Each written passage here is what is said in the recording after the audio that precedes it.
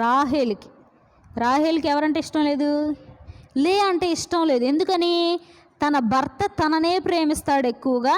మా అక్క అంటే ఏమి ఇష్టం లేదు, అంత ప్రేమ లేదు, నేనంటేనే ప్రేమ బాగా అని చెప్పి తనకెప్పుడు కూడా వాళ్ళ అక్కని చూసి అసహ్యించుకుంటుంది అనమాట.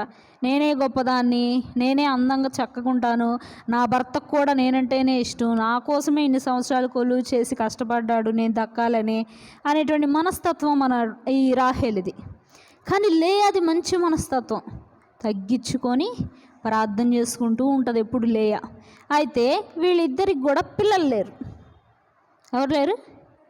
పిల్లలు లేరు. అయితే వీళ్ళిద్దరూ కూడా పిల్లలు లేకుండా ఉన్నప్పుడు లేయాకి పిల్లలు పుట్టడం స్టార్ట్ అవుతుంది.